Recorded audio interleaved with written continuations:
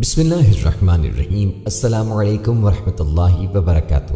پیارے دوستو، آج کی اس ویڈیو میں ہم حضور علیہ الصلوۃ والسلام کی زندگی کے بارے میں تفصیلی گفتگو کریں گے، اس لیے ویڈیو کو مکمل دیکھیے گا۔ جب اہل عرب شرک اور بت پرستی میں مبتلا تھے، اس وقت عرب میں کوئی مرکزی حکومت نہ تھی۔ چاند، سورج اور ستاروں کی پرستش ہوتی تھی۔ نصرانیت، یہودیت اور مجوسیت کے پیرو بھی تھے، مگر ان مذاہب کی صورت بدل چکی تھی۔ ایرانی یزدا اور اہرمن دو قسم کے خداؤں کے قائل تھے۔ ہندوستان میں بت پرستی کا دورہ تھا۔ گویا اس زمانے میں صرف عرب ہی نہیں، ساری دنیا جہالت و گمراہی میں غرق تھی۔ پیغمبر اسلام کی بعثت سے قبل انسانیت حکمرانوں کی ظلم و تشدد سے کراہ رہی تھی۔ اس مظلوم دنیا نے کیا کیا مظالم سہے اور کیسی کیسی روشیں اختیار کی، اس کا اندازہ لگانا مشکل ہے۔ دنیا ایک مست ہاتھی کی طرح ہو گئی تھی۔ ایسا لگتا تھا کہ انسانیت اب تباہ ہو کر رہے گی۔ انسان اپنی خواہشات کے آگے مجبور تھا۔ رسم و رواج کی غلامی سے نکلنا اس کے لیے دشوار تھا۔ اس وقت عرب میں کوئی مرکزی حکومت نہ تھی۔ مختلف قبائل کے اپنے سردار تھے جو اکثر کسی بادشاہ کے تابع تھے۔ قبیلے کا سردار وہی ہو سکتا تھا جس کے حامی افراد زیادہ ہوں اور اہل عرب کی قومی خصوصیات بہادری، مہمان نوازی اور فیاضی میں بھی ممتاز ہو۔ ظہور اسلام کے وقت جزیرہ عرب میں مروجہ طرز کا کوئی باقاعدہ نظام حکومت موجود نہ تھا۔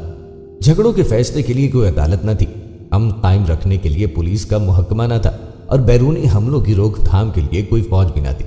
عربوں کے ہاں اپنا کوئی سکہ اور ٹکسال بھی موجود نہ تھا۔ مرد ایک یا بہت سی عورتوں کا مالک ہوتا۔ باولت خاوند ہونا سے مراد مرد کا عورتیں جمع کرنا ہوتا تھا۔ شراب نوشی پہ فخر کرتے۔ عربوں میں معمولی سی باتوں پر 40 سال تک جنگی ہوتی رہتی تھی۔ بیٹیوں کو زندہ درگور کرنا ان کی قبائلی تہذیب کا حصہ تھا۔ دنیا میں یہ دورہ ہی تھا اور ضرورت اس امر کی تھی کہ بارگاہ خیر الانام سے کوئی ایسا معجزہ ہو جائے کہ یہ سفاک ظالم اپنے ظلم سے باز آ جائے اور امن کا رواج عام ہو جائے۔ اور یہ کام صرف اور صرف اللہ تعالی نے نبی کریم علیہ الصلوۃ والسلام کے ذریعے انجام دینا تھا۔ پیارے دوستو، قریش میں ایک گھر عبد المطلب کا تھا۔ عبد المطلب محمد صلی اللہ علیہ وآلہ وسلم کے دادا تھے۔ ان کا اصل نام شیبہ تھا۔ ان کو عبد المطلب اس لیے کہا جاتا ہے کیونکہ ان کو ان کے چچا مطلب نے پالا تھا، کیونکہ ان کے والد ہاشم کی وفات ان کی پیدائش سے کچھ ماہ بیشتر ہو گئی تھی۔ حضرت عبد المطلب دین ابراہیمی اسلام پر قائم تھے۔ آپ کا اسم گرامی عامر، لقب شیبہ، بوڑھا تھا۔ امام سہیلی کہتے ہیں کہ درست بات یہی ہے کہ آپ کا نام شیبہ ہے۔ آپ انتہائی حسین و جمیل تھے۔ حذافہ بن غانم ادوی نے آپ کے بارے میں کہا ہے، ان کی اولاد کے چہرے سفید ہیں، وہ 14ویں کے چاند کی طرح رات کی تاریکی کو روشن کر دیتے ہیں۔ جب آپ پیدا ہوئے تھے تو آپ کی پیشانی کے چند بال سفید تھے، تو اس لیے شیبہ بوڑھا یا بڑھاپے والا نام پڑ گیا۔ حضرت عبد المطلب کے 3 بھائی اور 5 بہنیں تھیں۔ آپ کی والدہ ہاشم بن عبد مناف نے آپ کی والدہ ماجدہ سلمہ بنت عمرو سے شرط پہ نکاح کیا تھا، وہ جو بھی بچہ جنے گی وہ میکے میں جنے گی۔ چنانچہ جب حضرت عبد المطلب کی ولادت کا وقت قریب آیا تو حضرت ہاشم نے اپنی زوجہ کو اس کے میکے مدینے میں چھوڑ کر خود تجارت کی غرض سے ملک شام چلے گئے اور وہیں غزہ میں وفات پائی۔ حضرت عبد المطلب کی ولادت مدینہ منورہ میں ہوئی۔ اب 7-8 برس تک مدینہ منورہ ہی میں رہے۔ ایک مرتبہ بنو حارث بن عبد منات کا ایک شخص مدینے آیا، یہاں اسے چند لڑکے تیر اندازی کرتے ہوئے ملے۔ شیبہ جب نشانے پہ تیر مارتے تھے وہ فخر سے کہتے تھے، میں ہاشم کا بیٹا ہوں، میں بطحا کے رئیس کا بیٹا ہوں۔ حارثی نے ان سے پوچھا، تم کون ہو؟ انہوں نے کہا کہ میں شیبہ بن ہاشم بن عبد مناف ہوں۔ حارثی نے مکے آ کر حضرت مطلب بن عبد مناف سے جو ہجر میں بیٹھا ہوا تھا کہا، اے ابو الحارث سنو، میں نے یثرب میں چند لڑکوں کو تیر اندازی کرتے ہوئے دیکھا۔ ان میں سے ایک ایسا لڑکا تھا کہ جب اس کا تیر نشانے پہ لگ جاتا تو وہ اظہار فخر میں کہتا، میں ہاشم کا بیٹا ہوں، میں بطحا کے رئیس کا بیٹا ہوں۔ حضرت مطلب نے کہا، بخدا میں اب اپنے گھر نہیں جاؤں گا جب تک کہ اس بچے کو نہ لے آؤں گا۔ حارثی نے کہا، اگر اس قدر مستعد ہو تو میری ناقہ صحن میں بندھی ہے، اس پہ چلے جاؤ۔ مطلب اسی اونٹنی پہ سوار ہو کر یثرب گئے۔ سر شام وہ آبادی میں پہنچے، پھر بنو عدی بن الانجار کے محلے میں آئے۔ یہاں انہوں نے دیکھا کہ قبیلے کی چوپال میں لڑکے گیند کھیل رہے تھے۔ اس نے اپنے بھتیجے کی شناخت کر کے وہاں والوں سے پوچھا کہ یہ ہاشم کا بیٹا ہے؟ انہوں نے کہا کہ ہاں، یہ تمہارا بھتیجا ہے، اگر تم اسے لینا چاہتے ہو تو ابھی پکڑ لو، اس کی ماں کو اس کی خبر نہ ہونے پائے، ورنہ اگر اسے معلوم ہو گیا تو وہ اسے کبھی نہیں جانے دے گی، اور پھر ہم بھی اسے نہ جانے دیں گے اور روک لیں گے۔ مطلب نے شیبہ کو آواز دی اور کہا کہ اے میرے بھتیجے، میں تمہارا چچا ہوں، تم کو تمہاری قوم کے پاس لے جانے آیا ہوں۔ یہ کہہ کر انہوں نے اپنی اونٹنی بٹھا دی اور وہ تیر کی طرح اچھل کر ناقے کے پچھلے حصے میں بیٹھ گیا۔ مطلب اسی وقت لے کے مکہ روانہ ہو گئے۔ اس کی ماں کو رات ہونے تک اس کی جانے کی اطلاع نہ ہوئی۔ جب رات کو اس کی اطلاع ہوئی تو اس نے شور مچایا کہ کوئی شخص میرے بچے کو لے کے بھاگ گیا۔ پھر اسے اطلاع کی گئی کہ اس کا چچا اسے لے گیا ہے۔ مطلب دن چڑھتے ہی شیبہ کو مکے لے آئے۔ اس وقت سب لوگ اپنے نشست گاہوں پہ موجود تھے۔ وہ پوچھنے لگے کہ مطلب یہ تمہارے پیچھے کون ہے؟ انہوں نے کہا میرا غلام ہے۔ اسی طرح مطلب اسے لیے ہوئے اپنے گھر پہنچے تو ان کی بیوی خدیجہ بنت سعید بنت سہم نے پوچھا یہ کون ہے؟ انہوں نے جواب دیا میرا غلام ہے۔ گھر سے نکل کر مطلب حضر آئے۔ یہاں سے انہوں نے ایک حلہ خریدا اور اسے شیبہ کو جا کر پہنایا۔ پھر سر شام اسے لے کر بنی عبد مناف کی مجلس میں آئے۔ اس کے بعد وہ لڑکا اسی حلے کو پہنے ہوئے مکے کی گلی کوچوں میں پھرتا تھا۔ شیبہ کو عبد کہنے کی وجہ یہ تھی کہ حضرت عبد المطلب مناسب لباس بھی نہیں پہنے ہوئے تھے۔ راستے میں آفتاب کی تمازت سے اور تکلیف بھی اٹھائی تھی، اسی لیے تھکان کی وجہ سے چہرے کی رنگت اڑی ہوئی تھی۔ مکے میں آ کر مطلب نے شیبہ کو عمدہ لباس پہنا کر بنو عبد مناف کے اشراف کی مجلس میں لا کے بٹھایا اور سب کو بتایا کہ یہ میرا بھتیجا شیبہ بن ہاشم ہے۔ حضرت ہاشم کی وفات کے بعد ان کی جانشین کا شرف مطلب بن عبد مناف کو ملا اور وہی قریش کے سردار مقرر ہوئے۔ اور حضرت اسماعیل علیہ السلام کی تبرکات مثلاً کمان، نزار کا علم، خانہ کعبہ کی کنجیاں وغیرہ سب مطلب کو ملی، اور مطلب کی وفات کے بعد سب کچھ حضرت عبد المطلب کو مل گیا۔ حضرت حاجرہ اور حضرت اسماعیل کے ساتھ بیت اللہ کے پاس سب سے پہلے آباد ہونے والے بنو جرہم کی بے اعتدالیاں جب حد سے بڑھ گئیں، مکے آنے والے حاجیوں پر ان کے ظلم اور زیادتیوں میں بہت اضافہ ہو گیا، تو اللہ تعالیٰ نے ان سے اقتدار چھیننے اور انہیں مکے سے نکلنے کے اسباب مہیا کر دیے۔ ان کے آخری سردار عمرو بن حارث جرہمی نے کعبے کے نفیس اور قیمتی تحائف اور رکن یمانی کا پتھر چاہے زمزم میں پھینک دیا اور چاہے زمزم کو توڑ کر اس طرح بھرا کہ اس کا نشان ہی مٹا دیا اور خود بیان کی طرف بھاگ گیا۔ سیدنا علی بن ابی طالب فرماتے ہیں عبد المطلب کو خواب کے ذریعے سے اس جگہ کے کھودنے کا حکم دیا گیا اور اس جگہ کے علامات اور نشانات خواب ہی میں بتائے گئے۔ عبد المطلب نے بیان کیا میں حتیم میں سو رہا تھا، خواب میں ایک آنے والا میرے پاس آیا اور مجھ سے کہا براہ کھودو۔ میں نے دریافت کیا براہ کیا ہے تو وہ شخص چلا گیا۔ اگلے روز میں پھر اسی جگہ سویا، میں نے پھر خواب میں دیکھا کہ وہ شخص کہہ رہا ہے مدنونہ کھودو۔ میں نے دریافت کیا مدنونہ کہا ہے، پھر وہ شخص جواب دیے بغیر چلا گیا۔ تیسرے روز پھر اسی جگہ خواب میں دریافت کیا مدنونہ کیا ہے، وہ شخص کہہ رہا ہے طیبہ کھودو۔ میں نے پوچھا طیبہ کیا ہے، وہ شخص پھر چلا گیا۔ چوتھے روز پھر اسی جگہ یہ خواب دیکھا تو وہ شخص کہنے لگا زمزم کھودو۔ میں نے کہا زمزم کیا ہے، اس نے جواب دیا وہ کنواں ہے جس کا پانی نہ کبھی ختم ہوگا نہ کبھی کم ہوگا اور وہ حاجیوں کی بہت بڑی تعداد کو سیراب کرے گا۔ پھر اس جگہ کے کچھ نشانات اور علامات بتائے گئے کہ وہاں چیونٹیوں کا بل ہوگا اور وہ گوبر اور خون کے درمیان میں ہے، جہاں سفید پروں والا ایک کوا چونچ مار رہا ہوگا۔ یہ جگہ دو بتوں اصاف اور نائلہ کے درمیان تھی، جہاں قریش اپنے جانوروں کو ذبح کیا کرتے تھے۔ اسی طرح بار بار دیکھنے اور نشانات اجاگر ہونے سے عبد المطلب کو یقین ہو گیا کہ یہ خواب سچا ہے۔ یہ واقعہ رسول اللہ کے والد جناب عبداللہ کی پیدائش سے بھی پہلے پیش آیا۔ عبد المطلب نے قریش کو اپنا خواب سنایا اور کہا میرا ارادہ اس جگہ کو کھودنے کا ہے۔ قریش نے مخالفت کی مگر عبد المطلب نے مخالفت کی کوئی پرواہ نہ کی۔ وہ اپنے بیٹے حارث، اس وقت آپ کا یہی ایک بیٹا کے ساتھ تھا، اس جگہ پہنچ گئے اور بتائے گئے نشان کے مطابق وہ جگہ کھودنا شروع کر دی۔ جب باپ اور بیٹا کنواں کھود رہے تھے تو اس موقع پر قریش نے ان کا مذاق اڑایا تو حضرت عبد المطلب نے نظر مانی کہ اللہ تعالیٰ نے اگر انہیں 10 بیٹے عطا کیے اور وہ ان کے لیے قوت کا ذریعہ بنے اور دشمن سے مدافعت میں کام آئے تو وہ ایک بیٹے کو کعبے کے پاس ذبح کر دیں گے۔ 3 روز کی کھدائی کے بعد اس کے کچھ آثار نظر آئے تو عبد المطلب نے خوشی سے نعرہ لگایا اسماعیل، یہی اسماعیل کا کنواں ہے۔ جب قریش کو پتا چلا کہ عبد المطلب اپنے مقصد میں کامیاب ہو گئے تو وہ سب مل کر آئے اور کہنے لگے اے عبد المطلب، یہ کنواں ہمارے باپ اسماعیل کا ہے، اس پر ہمارا بھی حق ہے، اسی لیے اس کے جملہ حقوق میں ہمیں بھی شرکت کا موقع دو۔ عبد المطلب نے جواب دیا ایسا ہرگز نہیں ہوگا، یہ فضیلت میرے لیے ہی خاص کی گئی ہے، تمہارا اس میں کوئی حصہ نہیں۔ آخرکار یہ طے پایا کہ اس جھگڑے کا فیصلہ بنو سعد حزیم کی ایک کاہنہ سے کرایا جائے۔ یہ عورت شام کی سرحد کے پاس رہتی تھی۔ عبد المطلب اور قریش کے چند دیگر افراد کاہنہ کی طرف روانہ ہوئے۔ جب یہ قافلہ شام اور حجاز کے درمیان میں پہنچا تو ان کے پانی کا ذخیرہ ختم ہو گیا۔ جب ہمراہ کی شدید گرمی اور پیاس نے انہیں ستایا تو انہیں اپنی موت یقینی نظر آنے لگی۔ عبد المطلب نے یہ صورتحال دیکھی تو اپنے ساتھیوں سے پوچھا، ہمیں کیا کرنا چاہیے؟ وہ کہنے لگے، موجودہ اضطراب انگیز حالت میں تو ہماری سمجھ میں کچھ نہیں آ رہا، تم ہی کچھ بتاؤ۔ عبد المطلب کہنے لگے، ہمیں باقی ماندہ توانائی مجتمع کر کے اپنی اپنی قبریں کھودنی چاہیے۔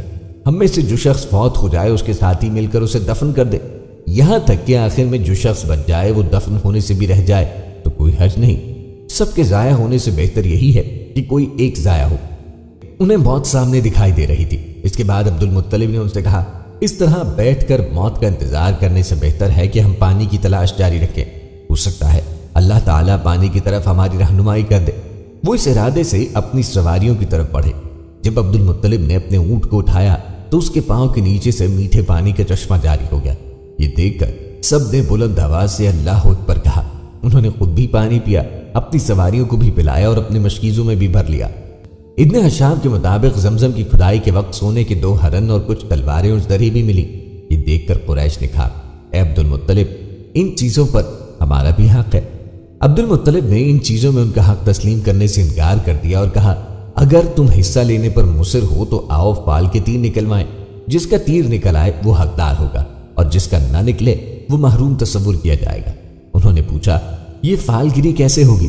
عبد المطلب نے کہا، 2 تیر کعبے کے، 2 میرے اور 2 تمہارے لیے ہوں گے۔ جس کے تیر جس چیز پر نکل آئے وہ چیز اسے مل جائے گی اور جس کے نہ نکلے وہ اس سے محروم رہے گا۔ سب نے کہا، یہ ٹھیک ہے اور انصاف کی بات ہے۔ اس پر عبد المطلب نے 2 زر تیر کعبے کے لیے اور 2 سیاہ تیر اپنے لیے اور 2 سفید قریش کے لیے تیار کیے۔ پھر سب سے بڑے بت حبل کے پاس جا کر وہ تیر پانسہ کے حوالے کیے اور خود عبد المطلب کھڑے ہو کر دعا کرنے لگے۔ پانسہ نے فال نکالی تو کعبے کے 2 زرد تیر ہرنوں کے نام نکلے اور عبد المطلب کے 2 سیاہ تیر تلواروں اور جرہوں کے لیے نکلے، مگر قریش کے تیر ناکام رہے۔ عبد المطلب نے ان تلواروں سے بیت اللہ کا دروازہ بنایا اور سونے کے 2 ہرن جو کعبے کے حصے میں آئے تھے انہیں پگھلا کر کعبے کا دروازہ سونے سے مرصع کر دیا۔ یہ پہلا موقع تھا کہ کعبے کا دروازہ سونے سے مزین کیا گیا۔ عبد المطلب نے زمزم کو بلا تخصیص سب لوگوں کے لیے وقف کر دیا۔ عالمان علم، تاریخ، ذمہ داران فن سیرت نے لکھا ہے کہ جب نور مصطفی صلی اللہ علیہ وآلہ وسلم صلب عبد المطلب سے رحم فاطمہ میں منتقل ہوا اور وہ حضرت عبداللہ کے حمل سے مشرف ہوئی، آسمانی کتابوں کے علم جو مسلسل اس تلاش و جستجو میں مشغول رہتے تھے اور ہمیشہ ان علامتوں کی تلاش میں رہتے تھے کہ کسی نہ کسی طرح ان علامتوں کو معلوم کر لیں جو نبی آخر الزماں کی تشریف آوری اور ولادت کا اظہار کرتی ہوں، ان لوگوں کے پاس وہ جبہ مبارک موجود تھا جس کو پہنے ہوئے حضرت یحییٰ علیہ السلام نے جام شہادت نوش فرمائی تھی، اور انہوں نے کتب سماوی میں دیکھا تھا جس دن اس جبے کے خون کے دھبے تازہ ہو جائیں گے وہ نبی آخر الزماں کی ولادت کا قریبی زمانہ ہوگا۔ جب انہوں نے اس جبے پر خون کے نشانات کو تازہ پایا تو یقین کر لیا اب نبی آخر الزماں کی ولادت کا وقت آ گیا ہے۔ جب وہ ساعت آ گئی جس رات جناب حضرت عبداللہ کی ولادت مبارک ہوئی، ملک شام کے انجینئر و عالمان اہل کتب نے ایک دوسرے کو متنبہ کیا کہ پیغمبر آخر الزماں کے والد بزرگوار ام القریٰ مکے میں دولت ہو چکے ہیں۔ مورخین نے لکھا ہے کہ حضرت عبداللہ کی تربیت عالم غیب سے اس طرح ہوتی کہ ایک دن آپ نے اپنے والد ماجد حضرت عبد المطلب سے عرض کیا کہ جب کبھی میں بتائے مکہ اور کوہ بصیرہ کی طرف جاتا ہوں تو میری پشت سے نور چمکتا دمکتا ظاہر ہوتا ہے اور وہ 2 حصوں میں تقسیم ہو کر مشرق و مغرب کی طرف جاتا ہے، پھر مجتمع ہو کر ابر کی شکل اختیار کر کے میرے اوپر سایہ فگن ہو جاتا ہے۔ پھر میں دیکھتا ہوں کہ آسمان کے دروازے کھلتے ہیں اور یہ ابر پارا مدھور شکل اختیار کر کے آسمان کی طرف جاتا ہے اور فوراً واپس آ جاتا ہے اور میری پشت میں واپس چلا جاتا ہے۔ میں جب زمین پر بیٹھتا ہوں تو زمین سے آواز آتی ہے، اے وہ شخص جس کی پشت میں نور محمدی صلی اللہ علیہ وآلہ وسلم امانت ہے، آپ پر سلامتی ہو۔ نور محمدی صلی اللہ علیہ وآلہ وسلم کی ایک خصوصیت یہ بھی تھی، حضرت عبداللہ اول تو بت خانے نہیں جاتے تھے، لیکن اگر مجبوراً کسی خاص وجہ سے چلے جاتے تو بت چیخ چیخ کر کہتے، اے عبداللہ تمہاری پیشانی میں نور محمدی جگمگا رہا ہے، لہٰذا تم ہمارے قریب نہ آنا اور یہ سعادت مند فرزند بتوں اور بت پرستوں کی ہلاکت کا سبب ہوں گے۔ آپ نے مزید فرمایا کہ اکثر ایسا ہوا ہے کہ میں ایک خشک درخت کے نیچے بیٹھا ہوں تو وہ سرسبز و شاداب ہو گیا ہے اور مجھ پر سلام کرتا ہے۔ عبد المطلب نے فرمایا، اے جان پدر تمہیں مبارک ہو کہ تمہاری سلب سے رحم مادر میں ایسا نطفہ منتقل ہوگا جو تمام مخلوق الہی کی بزرگ ترین شخصیت ہوگا۔ اور میں نے بھی ایسے بہت سے مشاہدات کیے ہیں اور مجھے خواب میں بھی بہت سی بشارتیں دی گئی ہیں۔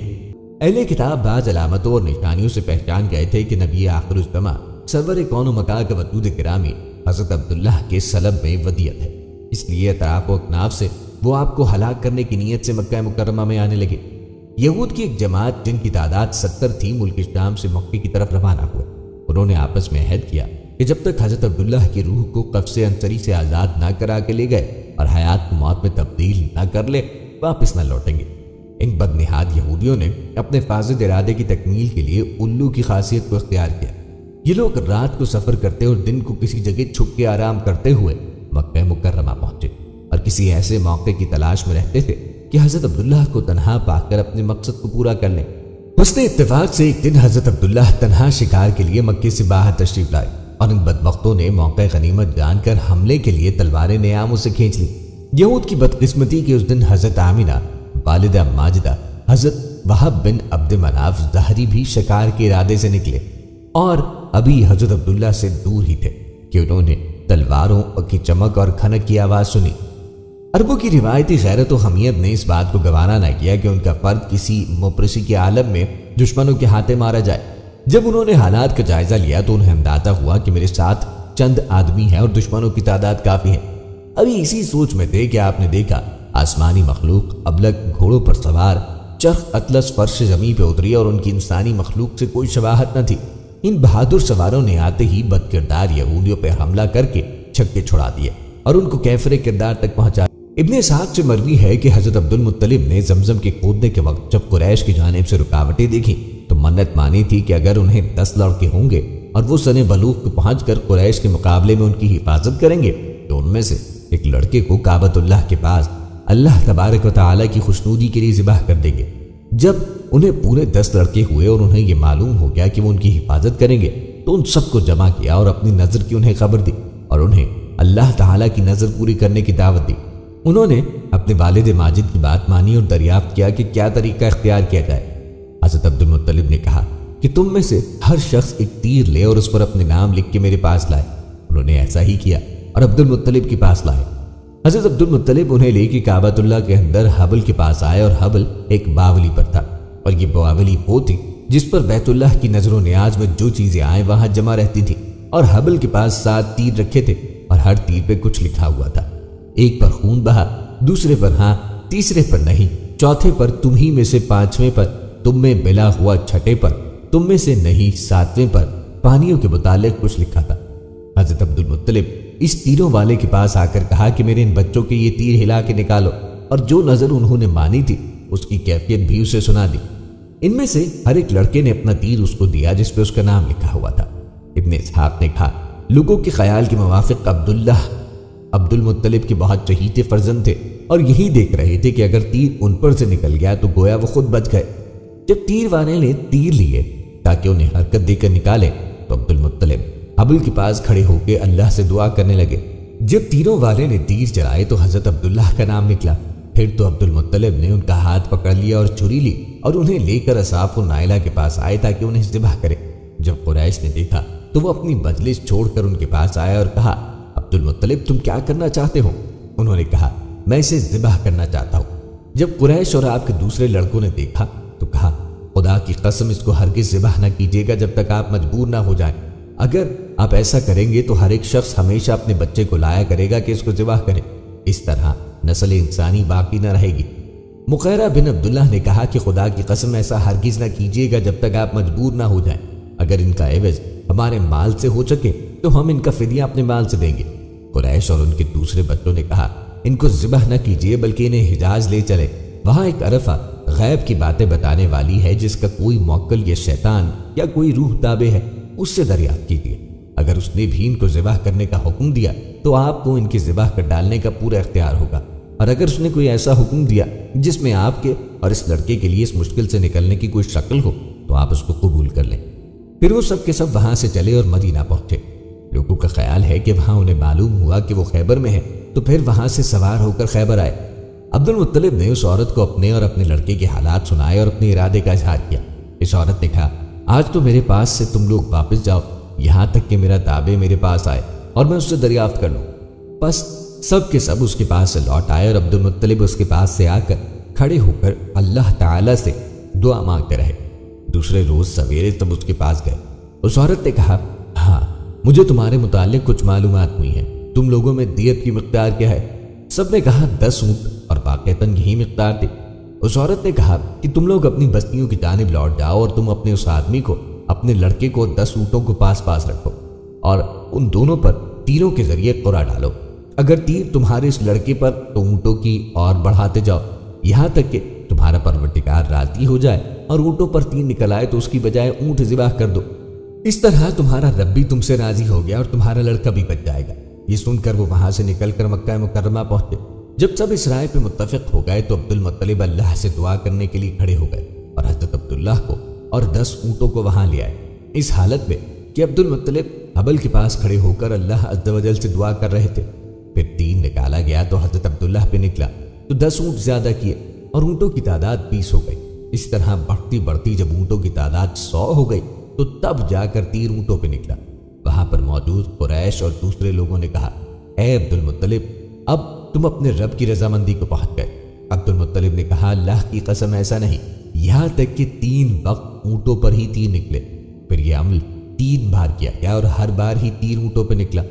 عبد المطلب نے اللہ اکبر کی تکبیر کہی۔ عبد المطلب کی لڑکیاں اپنے بھائی حضرت عبداللہ کو لے گئیں۔ حضرت عبد المطلب نے صفا و مروہ کے درمیان اونٹوں کو لے جا کے قربانی کی۔ حضرت عبداللہ بن عباس کہتے ہیں کہ حضرت مطلب نے جب اونٹوں کی قربانی کی تو ہر ایک کو لیے ان کو چھوڑ دیا، جو چاہے گوشت کھائے، روک نہ رکھی۔ انسان یا درندہ یا طیور کوئی بھی ہو، کسی کی ممانعت نہ کی، البتہ خود نہ کچھ کھایا، نہ آپ کی اولاد میں سے کسی نے کوئی فائدہ اٹھایا۔ اکرمہ عبداللہ بن عباس سے روایت کرتے ہیں کہ ان دنوں 10 اونٹوں کی دیت خون بہا ہوتی تھی۔ دستور یہ تھا کہ ایک جان کے بدلے 10 اونٹ دیے جائیں۔ عبد المطلب پہلے شخص ہیں جنہوں نے ایک جان کا بدلہ 100 اونٹ قرار دیا، جس کے بعد قریش اور عرب میں بھی یہی دستور ہو گیا اور رسول اللہ صلی اللہ علیہ وآلہ وسلم نے بھی اس کو بحال خود برقرار رکھا۔ حضرت عبداللہ کا ترکہ ایک لونڈی یمن جس کا نام براہ تھا، کچھ اونٹ کچھ بکریاں تھیں۔ یہ سب ترکہ حضور سرور عالم صلی اللہ تعالی علیہ وآلہ وسلم کو ملا۔ پیارے دوستوں، جب حضور پر نور صلی اللہ تعالی علیہ وآلہ وسلم کی ولادت کے دن قریب آئے تو ولادت سے قبل جو حالات و واقعات رونما ہوئے ان کا تذکرہ کرتے ہیں۔ اس طرح سورج نکلنے سے پہلے ستارے چھپ جاتے ہیں، صبح کی سفیدی دم توڑنے لگتی ہے اور پھر مشرق سے ہلکی سی سرخی ظاہر ہوتی ہے۔ اس کے فوراً بعد ہی سورج اپنا چہرہ دکھاتا ہے اور ساری دنیا کو اپنی روشنی سے چمکاتا ہے۔ دراصل ستاروں کا چھپ جانا، صبح کی سفیدی کا ڈھلنے لگنا اور اس کے بعد سرخی کا نکلنا، یہ اس بات کی علامت ہوتے ہیں کہ سورج نکلنے لگا ہے۔ اسی طرح جب آفتاب رسالت صلی اللہ تعالی علیہ وآلہ وسلم کے چمکنے کا وقت قریب آیا تو دنیا میں کئی ایسے عجیب و غریب اور انوکھے واقعات سامنے آئے جو اس بات کا پتہ دے رہے تھے کہ اب کفر کی اندھیریاں مٹنے لگی ہیں، بے کسی کے دن ختم ہونے لگے ہیں، بے سہاروں کی بے چارگی ختم ہونے والی ہے، ظلم و ستم کے دور کا خاتمہ ہونے والا ہے، غریبوں کے دن پھرنے لگے ہیں کیونکہ بے کسوں کے والی، بے سہاروں کے سہارا، غریبوں کا سہارا، ظلم و ستم سے نجات دینے والے مصطفیٰ علیہ الصلوۃ والسلام تشریف لانے والے ہیں۔ مختلف طریقوں سے آپ کی آمد کی خبریں اور نشانیاں دنیا والوں کو ملتی رہیں، کسی میں تو بالکل واضح علامات پائی جاتی تو کسی میں اشارتاً آپ کی تشریف آوری کا ذکر ہوتا رہا۔ حضور نبی کریم علیہ الصلوۃ والسلام کی پیدائش سے صرف 55 دن پہلے یمن کا بادشاہ ابرہہ ہاتھیوں کی فوج لے کر کعبہ ڈھانے کے لیے مکے پہ حملہ آور ہوا تھا۔ اس کا سبب یہ تھا کہ ابرہہ نے یمن کے دارالسلطنت سنا میں ایک بہت ہی شاندار اور عالی شان گرجا گھر بنایا اور یہ کوشش کرنے لگا کہ عرب کے لوگ بجائے خانہ کعبہ کے یمن آ کر اس گرجا گھر کا حج کیا کرے۔ جب مکے والوں کو یہ معلوم ہوا تو قبیلہ کنانہ کا ایک شخص غیظ و غضب میں جل بھن کر یمن گیا اور وہاں کے گرجا گھر میں پاخانہ کر کے اس کو نجاست سے لت پت کر دیا۔ جب ابرہہ نے یہ واقعہ سنا تو وہ طیش میں آپے سے باہر ہو گیا اور خانہ کعبہ کو ڈھانے کے لیے ہاتھیوں کی فوج لے کے مکہ پہ حملہ کر دیا۔ اس کی فوج کے اگلے دستے نے مکے والوں کے تمام اونٹوں اور دوسرے مویشیوں کو چھین لیا اور اس میں 200 یا 400 اونٹ عبد المطلب کے بھی تھے۔ حضرت عبد المطلب کو اس واقعے سے بڑا رنج پہنچا، چنانچہ آپ اس معاملے میں گفتگو کرنے کے لیے اس کے لشکر میں تشریف لے گئے۔ جب ابرہہ کو معلوم ہوا کہ قریش کا سردار اس سے ملاقات کرنے کے لیے آیا ہے تو اس نے آپ کو اپنے خیمے میں بلا لیا اور جب حضرت عبد المطلب کو دیکھا، ایک بلند قامت، روبدار اور نہایت ہی حسین و جمیل آدمی ہے جن کی پیشانی پر نور نبوت کا جاہ و جلال چمک رہا ہے، تو یہ صورت دیکھتے ہی ابرہہ مروب ہو گیا اور بے اختیار تخت شاہی سے اتر کر آپ کی تعظیم و تکریم کے لیے کھڑا ہو گیا اور اپنے برابر بٹھا کے دریافت کیا کہ کہیے سردار قریش، یہاں آپ کی تشریف آوری کا مقصد کیا ہے؟ حضرت عبد المطلب نے جواب دیا کہ ہمارے اونٹ اور بکریاں وغیرہ جو آپ کے لشکر کے سپاہی ہانک لائے ہیں، آپ ان سب مویشیوں کو ہمارے سپرد کر دیجئے۔ یہ سن کر ابرہہ نے کہا کہ اے سردار قریش، میں تو یہ سمجھتا تھا کہ آپ بہت ہی حوصلہ مند اور شاندار آدمی ہیں، مگر آپ نے مجھ سے اپنے اونٹوں کا سوال کر کے میری نظروں میں اپنا وقار کم کر دیا۔ اونٹ اور بکری کی حقیقت ہی کیا ہے؟ میں تو آپ کے کعبے کو توڑ پھوڑ کر برباد کرنے کے لیے آیا ہوں۔ آپ نے اس بارے میں کوئی گفتگو نہیں کی۔ حضرت عبد المطلب نے کہا کہ مجھے تو اپنے اونٹوں سے مطلب ہے، کعبہ میرا گھر نہیں بلکہ وہ خدا کا گھر ہے، وہ خود اپنے گھر کو بچا لے گا، مجھے کعبے کی ذرا بھی فکر نہیں۔ یہ سن کر ابرہہ نے اپنے فرعونی لہجے میں کہنے لگا، اے سردار مکہ سن لیجئے، میں کعبے کو ڈھا کر اس کی اینٹ سے اینٹ بجا دوں گا اور روئے زمین سے اس کا نام و نشان مٹا دوں گا، کیونکہ مکے والوں نے میرے گرجا گھر کی بڑی حرمتی کی ہے، اسی لیے میں اس کا انتقام لینے کے لیے کعبے کو مسمار کرنا ضروری سمجھتا ہوں۔ حضرت عبد المطلب نے فرمایا کہ پھر آپ جانے اور خدا جانے، میں آپ سے سفارش کرنے والا کون؟ اس گفتگو کے بعد ابرہہ نے تمام جانوروں کو واپس کرنے کا حکم دے دیا اور عبد المطلب تمام اونٹوں اور بکریوں کو ساتھ لے کر اپنے گھر چلے آئے اور مکے والوں سے فرمایا کہ تم لوگ اپنے مال مویشیوں کو لے کر مکے سے باہر نکل جاؤ اور پہاڑوں کی چوٹیوں پر چڑھ کے اور دروں میں چھپ کے پناہ لو۔ مکے والوں سے یہ کہہ کر پھر خود اپنے خاندان کے چند آدمیوں کو ساتھ لے کر خانہ کعبہ میں گئے اور دروازے کا حلقہ پکڑ کر انتہائی بے قراری اور گریہ زاری کے ساتھ دربار باری میں اس طرح دعا مانگنے لگے، تو بھی اپنے گھر کی حفاظت فرمائے رب، اور صلیب والوں اور صلیب کے پجاریوں عیسائیوں کے مقابلے میں اپنے اطاعت شعاروں کی مدد فرما۔ حضرت عبد المطلب نے یہ دعا مانگی اور اپنے خاندان والوں کو ساتھ لے کر پہاڑ کی چوٹی پہ چڑھ گئے اور خدا کی قدرت کا جلوہ دیکھنے لگے۔ ابرہہ جب صبح کو کعبے ڈھانے کے لیے اپنے لشکر چرار اور ہاتھیوں کے قطار کے ساتھ آگے بڑھا اور مقام مغمس میں پہنچا تو خود اس کا ہاتھی جس کا نام محمود تھا ایک دم بیٹھ گیا اور چند مارا بال بال للکارا مگر ہاتھی نہ اٹھا۔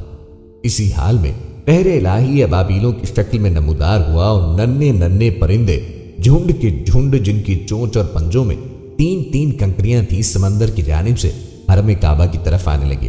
ابابیلوں کے ان لشکروں نے ابرہہ کی فوجوں پر اس زور و شور سے سنگباری شروع کی کہ ان کی آن میں ابرہہ کے لشکر اور اس کی ہاتھیوں کے پرخچے اڑ گئے۔ ابابیلوں کی سنگباری خداوند قہار اور جبار کے قہر کے غضب کی ایسی مار تھی کہ جب کوئی کنکری کسی فیل سوار کے سر پہ پڑتی تھی تو اس آدمی کے بدن کو چھیدتی ہوئی ہاتھی کے بدن سے پار ہو جاتی تھی۔ ابرہہ کی فوج کا ایک آدمی بھی زندہ نہ بچا اور سب کے سب ابرہہ اور اس کے ہاتھیوں سمیت اس طرح ہلاک و برباد ہو گئے کہ ان کی جسموں کی بوٹیاں ٹکڑے ٹکڑے ہو کے زمین پہ بکھر گئے۔ چنانچہ قرآن مجید کی سورہ فیل میں خداوند قدوس نے اس واقعے کا ذکر کرتے ہوئے ارشاد فرمایا، ہاتھی والوں کا کیا حال کر ڈالا، کیا ان کے داؤں کو تباہی میں نہ ڈالا اور ان پر پرندوں کی ٹکڑیاں بھیجیں تاکہ انہیں کنکر کے پتھروں سے ماریں تو انہیں چبائے ہوئے بھس جیسا بنا ڈالا۔ جب ابرہہ اور اس کے لشکروں کا یہ انجام ہوا تو عبد المطلب پہاڑ سے نیچے اترے اور خدا کا شکر ادا کیا۔ ان کی اس کرامت کا دور دور تک چرچا ہو گیا اور تمام اہل عرب ان کو ایک خدا رسیدہ بزرگ کی حیثیت سے قابل احترام سمجھنے لگے۔ جب آمنہ کے لال کی ولادت کا وقت قریب آیا تو عجیب عجیب واقعات کا ظہور ہوا جو اس بات کی شہادت دے رہا تھا کہ اب اس ذات کی آمد کا وقت قریب ہو رہا ہے جس کے دم سے کفر کے ایوانوں میں زلزلے آ جائیں گے، باطل کی کمر ہمیشہ کے لیے ٹوٹ جائے گی، ورنہ ابرہہ کے اتنے بڑے لشکر جراح سے مقابلہ کرنے کی ہمت اہل عرب میں نہ تھی۔ یہ وہ نبوی برکتوں کا ہی صدقہ تھا جو آن کی آن میں لاشوں کا ڈھیر بھر گیا۔ حضور نبی کریم علیہ السلام کی آمد سے قبل تمام بت منہ کے بل گر پڑے۔ بتوں کا سروں کے بل گرنا اس بات کی گواہی دے رہا تھا کہ بت شکن آیا، یہ کہہ کر منہ کے بل بت گر پڑے۔ جھوم کر کعبہ تھا کہتا الصلاۃ والسلام۔ جس سال نور محمد صلی اللہ علیہ وآلہ وسلم حضرت آمنہ رضی اللہ عنہ کو ودیت ہوا وہ فتح و نصرت، تر و تازگی اور خوشحالی کا سال کہلایا۔ اہل قریش اس سے قبل معاشی بدحالی، عسرت اور قحط سالی میں مبتلا تھے۔ ولادت کی برکت سے اس سال اللہ تعالیٰ نے بے آب و گیا زمین کو شادابی اور ہریالی عطا فرمائی اور سوکھے درختوں اور مردہ شاخوں کو ہرا بھرا کر کے انہیں پھلوں سے لاد دیا۔ اہل قریش اس طرح ہر طرف سے کثیر خیر آنے سے خوشحال ہو گئے۔ نبی کریم صلی اللہ علیہ وآلہ وسلم کی ولادت کی رات ساسانی خاندان کے مشہور بادشاہ کسریٰ کا محل ایک گڑگڑاہٹ کے ساتھ ہلنے لگا اور اس کے 14 کنگرے ٹوٹ کے زمین پہ گر پڑے۔ فارس کی 1000 سال سے جلنے والی آگ ایک دم بجھ گئی۔ بحیرہ ساوا کا پانی خشک ہو گیا اور کسریٰ نے ایک پریشان کر دینے والا خواب دیکھا جسے اس نے اپنے قاضی کے سامنے بیان کیا۔ اس نے دیکھا کہ سرکش اونٹوں کے پیچھے تیز رفتار عربی گھوڑے ہیں جو دریائے دجلہ کو پار کر کے اس کے ملک میں پھیل گئے۔ اس خیال نے کسریٰ اور دیگر کئی لوگوں کو سخت گھبراہٹ میں ڈال دیا۔ چنانچہ کسریٰ کے نائب نعمان بن منذر نے عبد المسیح غسقانی کو سطح کاہن کے پاس بھیجا تاکہ اس عظیم معاملے کے بارے میں معلومات حاصل کرے۔ سطح کاہن ملک شام میں رہتا تھا اور کہانت میں بڑی شہرت کا مالک تھا۔ جناب عبد المسیح اس کے پاس آیا اور وہ ابھی اس کی قیام گاہ سے باہر ہی تھا کہ سطح نے اسے آواز دی اور اپنی کہانت کے زور سے وہ سب کچھ بتا دیا جس کی ابھی اس نے خبر بھی نہ دی تھی۔ سطح کاہن نے کہا، اے عبد المسیح، تم اونٹ پہ سوار ہو کر میرے پاس آئے ہو اور بے شک بڑے دور کا سفر طے کر کے آئے ہو۔ تمہیں بنی ساسان کے بادشاہ کسریٰ نے بھیجا ہے تاکہ تم محل کے زلزلے، آگ کے بجھنے اور خواب کے بارے میں پوچھ سکو جس میں اس نے دیکھا ہے کہ سرکش اونٹوں کے پیچھے عربی گھوڑے ہیں جو دریائے دجلہ کو پار کر کے اس کے ملک میں پھیل گئے ہیں۔ پھر اس نے کہا، اے عبد المسیح، جب تلاوت کی کثرت ہو جائے، صاحب عصا یعنی حضرت محمد صلی اللہ علیہ وآلہ وسلم ظاہر ہو جائے، وادی سماوا بہنے لگے، بحیرہ ساوا خشک ہو جائے اور فارس کی آگ بجھ جائے تو پھر ملک شام سطح کے لیے شام نہ رہے گا۔ جتنے کنگرے کسریٰ کے محل کے گرے ہیں ابھی اتنے ہی بادشاہ اور ہوں گے جو یکے بعد دیگرے حکومت کریں گے، پھر ان کا سلسلہ حکومت ختم ہو جائے گا۔ کسریٰ کا خواب اس کی بادشاہت کے خاتمے کا الارم ہے، اس کے اسلام اور اہل اسلام کی مملکت بن جانے اور اس کے شہروں میں عربوں کے داخل ہونے کی علامت ہے۔ عرب کی برسوں پرانی قحط سالی نبی کریم علیہ الصلوۃ والسلام کی آمد ہی کے طفیل یہ مصیبت دور ہوئی اور ہر طرف ہریالی چھا گئی اور خوشحالی کا دور دورہ ہو گیا۔ ذبح کے واقعے کے بعد حضرت عبداللہ کی شہرت میں مزید اضافہ ہو گیا۔ مکہ مکرمہ کی بہت سی نوجوان خوبصورت لڑکیوں اور عورتوں نے آپ کے حسن و جمال سے متاثر ہو کر آپ کو ورغلانے کی بھرپور کوشش کی، حتیٰ کہ بعض نے بڑی دولت کی بھی پیشکش کی۔ ان میں سے چند بہت مشہور ہیں۔ جب بہاد بن عبد المناف نے ابلق سواروں کی جانب سے حضرت عبداللہ کی حفاظت دیکھی تو ان کے دل میں یہ بات گھر کر گئی کہ وہ اپنی بیٹی آمینہ کا نکاح حضرت عبداللہ سے کریں گے۔ گھر آ کر انہوں نے سارا واقعہ اپنی بیوی کو سنا کر انہیں حضرت عبد المطلب کی خدمت میں روانہ کیا کہ جا کر ان سے کہیں، میری حکمت مآب اور نیک سرشت بیٹی جو اخلاق و اعمال میں بے مثال ہے، اگر وہ اس کو اپنے بیٹے عبداللہ کی زوجیت کے لیے قبول کر لیں تو نہایت مناسب ہو۔ حضرت عبد المطلب نے حضرت آمنہ بنت وہب کی صفات اپنی بیوی حالہ سے، جو حضرت حمزہ بن عبد المطلب کی والدہ اور حضرت آمنہ کی چچا زد بہن تھی، بہت بار سنی تھی۔ علاوہ ازیں قبیلے کی عورتیں بھی اس بات کی طرف اشارہ کرتی رہتی تھی کہ حضرت عبداللہ اور حضرت آمنہ کا جوڑ نہایت مناسب ہے۔ در حقیقت حضرت آمنہ اپنے دور کی نہایت عقل مند اور لائق پاک خاتون تھی اور ان صفات میں ان کا کوئی ہم پلہ نہ تھا، لہٰذا عبد المطلب نے اس تجویز کو قبول کیا۔ علاوہ ازیں یہ بات اس یمنی خبر کے عین مطابق تھی جو اس نے حضرت عبد المطلب سے سفر یمن کے موقع پر کہی تھی۔ واقعہ اس طرح ہوا، ایک مرتبہ حضرت عبد المطلب یمن کے سفر پہ گئے اور وہاں یہودیوں کے ایک بڑے عالم نے ان سے ملاقات کے دوران دریافت کیا تھا کہ آپ کس قبیلے سے ہیں؟ آپ نے جواب دیا، بنو ہاشم سے ہوں اور ان کا بیٹا ہوں۔ اس نے عبد المطلب سے اجازت مانگی کہ آپ اگر اجازت عطا فرمائیں تو میں آپ کے جسم کے کچھ حصوں کو دیکھوں۔ آپ نے جواب دیا کہ ایک شرط کے ساتھ، جسم کے دیکھنے میں کوئی اخلاقی گراوٹ نہ ہو تو دیکھ سکتے ہیں۔ لہٰذا اس نے آپ کی ناک کے ایک نتھرے کو اپنے ہاتھ سے کھینچا اور اسی طرح دوسری جانب عمل کیا۔ ایک اور روایت کے مطابق اس نے آپ کے ہاتھ کی ہتھیلیوں کو دیکھ کر کہا کہ ایک سے ملک کو سلطنت اور دوسرے سے نبوت کا اظہار ہو رہا ہے، اور یہ سعادت دو منافوں کے قرآن سے ظاہر ہو رہی ہے، پہلے عبد مناف بن قسی، دوسرے عبد مناف بن زہرا۔ پھر اس نے سوال کیا کہ تمہارے بیٹے عبداللہ کی شادی ہو گئی ہے؟ عبد المطلب نے جواب دیا نہیں۔ تب یہودی عالم نے کہا کہ اب تم واپس جا کر ان کی شادی بنی زہرا میں کر دینا۔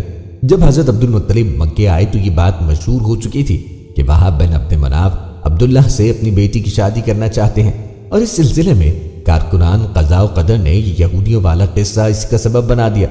لہٰذا حضرت عبد المطلب نے حضرت حالہ سے کہا کہ حضرت عبداللہ کے لیے حضرت آمینہ کا نکاح ایک مجلس میں کیا گیا، لیکن یہ روایت کہ عبد المطلب اور حضرت عبداللہ کا نکاح ایک مجلس میں پڑھا گیا محل نظر ہے، کیونکہ حضرت عبد المطلب نے حالہ سے حضرت آمینہ کی تعریف سنی۔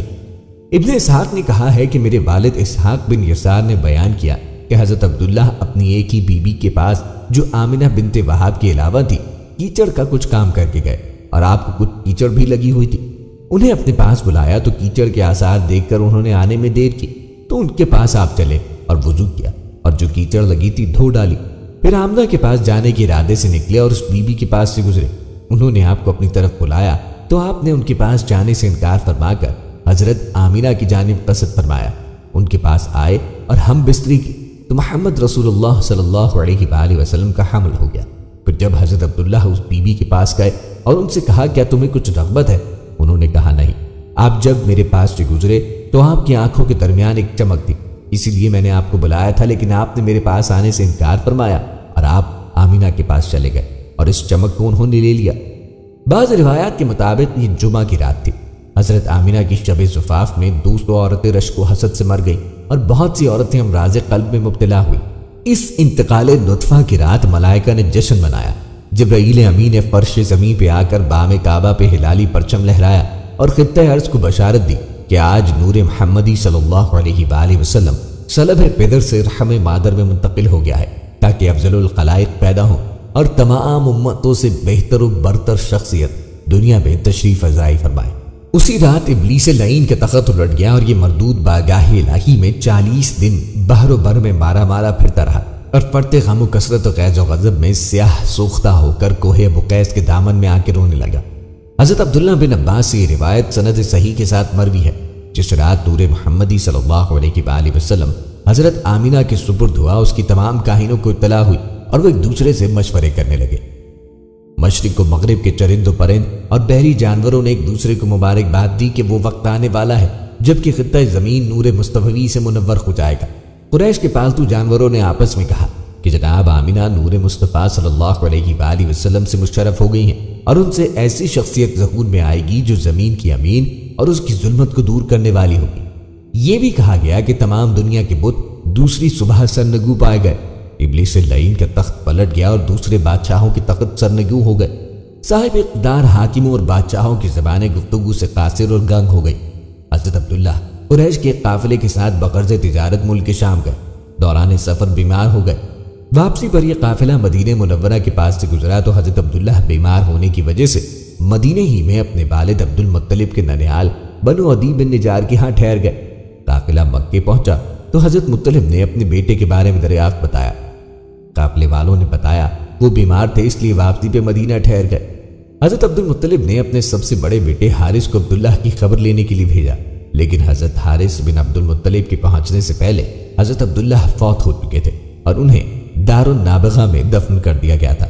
حارث نے واپس آ کر یہ افسوسناک خبر سنائی تو حضرت عبد المطلب، ان کے بھائی، بیٹے، بھتیجے، غرض کے سارا خاندان انتہائی غمزدہ ہو گیا۔ وفات کے وقت حضرت عبداللہ کی عمر 25 سال تھی اور نبی کریم علیہ الصلوۃ والسلام اس وقت شکم مادر میں تھے۔ حضرت عبداللہ رضی اللہ عنہ کی وفات پر فرشتوں نے غمگین ہو کر بڑی حسرت کے ساتھ کہا، الہی عز و جل تیرا نبی یتیم ہو گیا۔ حضرت حق نے فرمایا، کیا ہوا، میں اس کا حامی و حافظ ہوں۔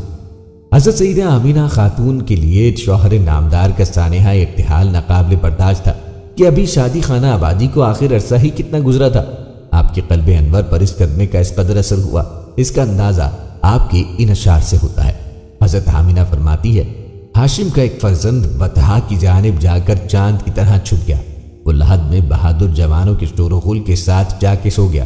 مراد یہ کہ لوگوں کو روتا چھوڑ کر موت نے جو ہی اس کو پکارا اس نے فوراً لبیک کہہ دیا۔ افسوس کہ ہاشم کے اس فرزند کے نظیر موت نے اب دنیا میں نہ چھوڑی۔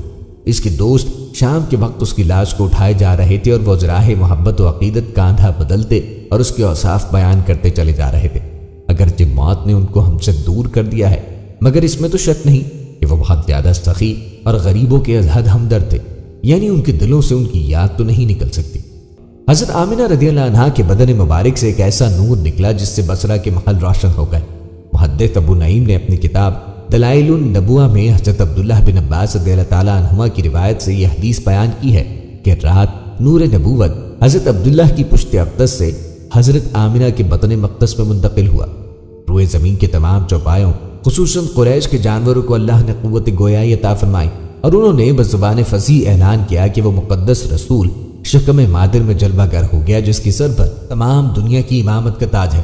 نبی کریم علیہ الصلوۃ والسلام کی آمد سے قبل شام اور کوفے کے درمیان وادی سماوا کی خشک ندی بھی جاری ہو گئی اور جو سارے عالم کو روشن کرنے والا چراغ ہے، مشرق کے جانوروں نے مغرب کے جانوروں کو بشارت دی، اسی طرح سمندروں دریاؤں کے جانوروں نے ایک دوسرے کو یہ خوشخبری سنائی کہ حضرت ابو القاسم صلی اللہ تعالی علیہ وآلہ وسلم کی ولادت باسعادت کا وقت قریب آ گیا۔ جب حضرت بی بی آمنہ رضی اللہ تعالیٰ عنہ کے حمل کا آغاز ہوا تو آپ رضی اللہ تعالیٰ عنہ کو مختلف ماہ میں 9 انبیاء کرام علیہم السلام کی زیارت ہوئی، اور ان میں سے ہر ایک نبی علیہ السلام نے آپ رضی اللہ تعالیٰ عنہ کو حضور پاک صلی اللہ علیہ وآلہ وسلم کے بارے میں کچھ نہ کچھ خبر سے آگاہ فرمایا۔ چنانچہ حضرت علامہ مولانا عبدالرحمن بن ابن جوزی رحمہ اللہ علیہ فرماتے ہیں، حضور پاک صلی اللہ علیہ وآلہ وسلم کی ولادت کا وقت قریب آیا تو حضرت آدم علیہ السلام بی بی آمنہ رضی اللہ عنہا کی خواب میں تشریف لائے اور آپ علیہ السلام کی آمد کے بارے میں خبر دی۔ پھر حضرت ادریس علیہ السلام تشریف لائے تو انہوں نے آپ صلی اللہ علیہ وآلہ وسلم کی فضل و کرم اور بلند رتبے کی خبر دی۔ پھر حضرت نوح علیہ السلام تشریف لائے تو انہوں نے بتایا آپ کا بیٹا کامیابی و مدد کا مالک ہے۔ پھر حضرت ابراہیم علیہ السلام تشریف لائے تو انہوں نے آپ صلی اللہ علیہ وآلہ وسلم کی عزت اور بزرگی سے آگاہ فرمایا۔ پھر حضرت اسماعیل علیہ السلام تشریف لائے اور فرمایا جو آپ کے ہاں تشریف لانے والے ہیں وہ بہت اچھے اخلاق کے مالک اور بڑی عزت والے ہیں۔ پھر حضرت موسیٰ علیہ السلام تشریف لائے اور آپ کی عزت اور بلند منصب کے بارے میں خبر دی۔ پھر حضرت داؤد علیہ السلام بی بی آمنہ رضی اللہ عنہا کی خواب میں تشریف لائے اور فرمایا جو آپ کے ہاں تشریف لانے والے ہیں وہ مقام محمود، حوض کوثر، لواء الحمد اور شفاعت عظمیٰ کے مالک ہیں۔ پھر حضرت سلیمان علیہ السلام تشریف لائے اور بتایا آخری نبی آپ کے ہاں تشریف لائیں گے۔ پھر حضرت عیسیٰ علیہ السلام خواب میں تشریف لائے اور فرمایا آپ کے بیٹے سچ بولنے والے اور سیدھے دین جو سب دینوں پر غالب ہے اس کے مالک ہے۔ الغرض ہر نبی علیہ السلام نے حضرت بی بی آمنہ رضی اللہ عنہا کو یہ خوشخبری دی کہ آپ دنیا و آخرت کے سردار سے حاملہ ہیں، اور جب وہ دنیا میں تشریف لائیں تو ان کا نام محمد صلی اللہ علیہ وآلہ وسلم رکھنا۔ رسول کریم صلی اللہ علیہ وآلہ وسلم کی ولادت باسعادت سے پہلے ان کی والدہ ماجدہ حضرت آمنہ رضی اللہ تعالیٰ عنہا کے لیے ہر رات مزید بابرکت اور خوشیوں کا پیغام بن کے آئی۔ ان راتوں میں حضرت بی بی آمنہ رضی اللہ عنہا کو عجیب خوشی حاصل ہوئی۔ آپ رضی اللہ عنہا کو مراد اور آرزو پوری ہونے کی خوشخبری دی گئی۔ بتایا گیا کہ آپ کے ہاں وہ ہستی آنے والی ہے جو اللہ پاک کی تعریف اور شکر کرنے والی ہے۔ آپ رضی اللہ تعالیٰ عنہ نے آسمان سے فرشتوں کی پاکی بیان کرنے کو سنا۔ حضرت ابراہیم علیہ السلام کو یہ کہتے سنا اے آمنہ تعریف و عزت کے مالک کے سبب خوش ہو جاؤ۔ پھر خوشی و برکت مکمل ہو گئی اور ایک ایسا نور چمکا جو پھر کم نہ ہوا۔ فرشتوں نے حضرت بی بی آمنہ رضی اللہ عنہا کے پاس طواف کی صورت میں چکر لگایا۔ آپ رضی اللہ عنہا کی سعادتوں اور مالداری کی ابتدا ہوئی۔ فرشتوں نے لا الہ الا اللہ کا ورد کیا۔ ناظرین امید کرتے ہیں کہ آپ کو ہماری آج کی یہ ویڈیو پسند آئی ہو۔ مزید ویڈیوز کے لیے ہمارا چینل سبسکرائب کر دیں۔ ملتے ہیں اگلی ویڈیو میں، تب تک کے لیے اللہ حافظ و فی امان اللہ۔